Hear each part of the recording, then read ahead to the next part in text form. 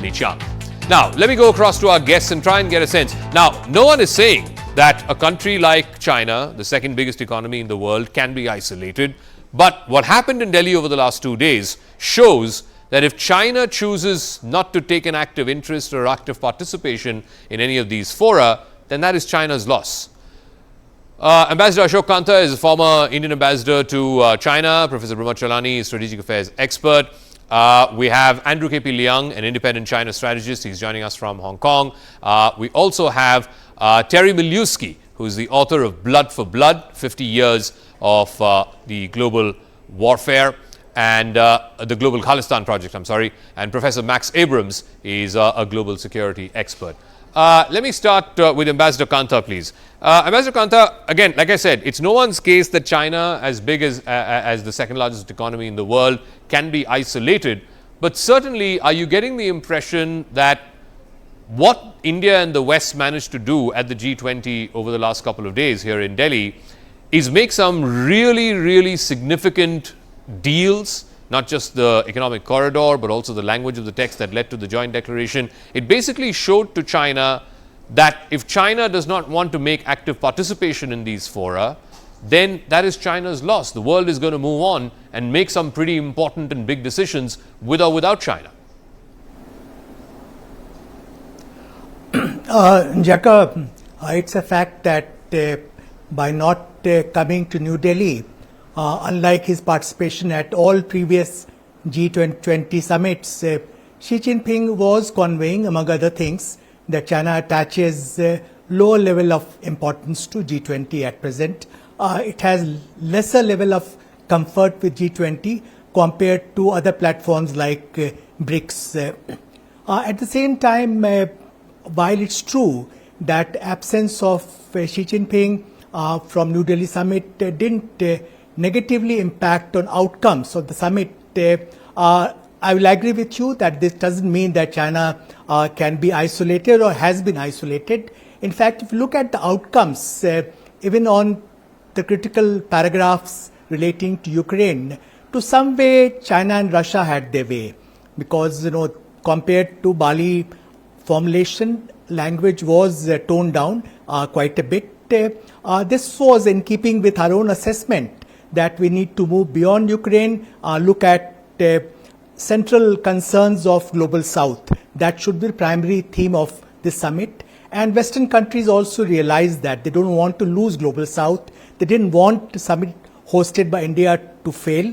So they agreed to a formulation where, there's no direct criticism of Russia, but at the same time, all underlying principles have been retained. To that extent, China and Russia did manage to hold their own position. Likewise, on some other issues, for instance, restructuring of debt, there again, China didn't concede much ground. They held on to their position. On several other issues, for instance, USA being agreed upon as the host or president for 226, China had to go along with the consensus. So on the whole, it's a mixed bag for China.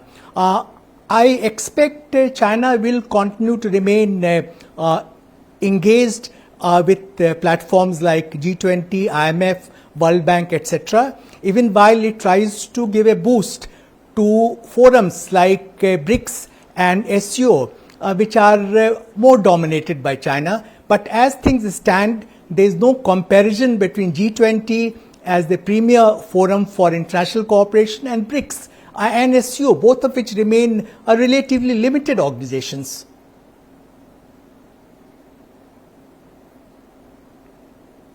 Regarding the Russia-Ukraine war, it is the West that agreed to the dilution, because without the dilution, you wouldn't have got a joint statement. So in China's sort of worldview, it would have rather not had the joint statement and thereby deemed the Delhi G20 summit as not a success because a joint declaration did not come through. But I'm given to understand that it was President Biden who walked the extra mile and said, get it done. So it was the US and the Americans who managed to convince the rest of the G7 to agree to what was admittedly diluted language. It doesn't name Russia directly, and the Russians were happy. And the moment the Russians were happy, China had no choice but to but to go along.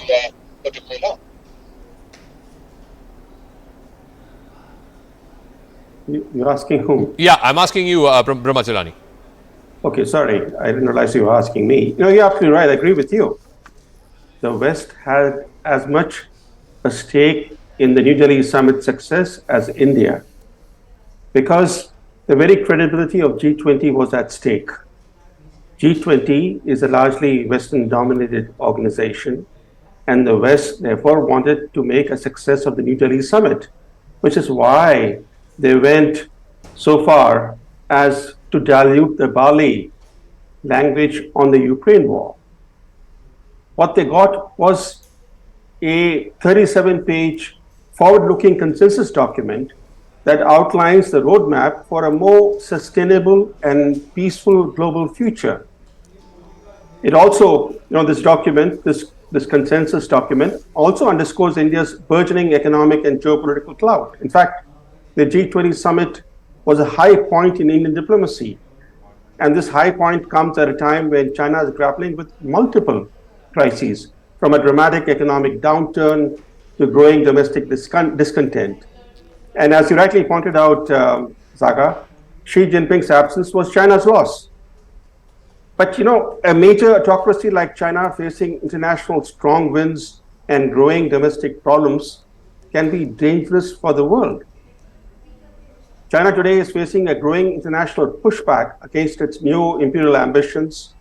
China's economic growth has stalled, undercutting the CCP's justification for monopolizing power, that only the Communist Party can deliver rapid growth. Along with the dramatic economic downturn has come rising discontent in China. So it's against this background, Zaka, that Xi Jinping seems to be in a hurry to achieve what he calls the Chinese dream. So his appetite for risk has grown.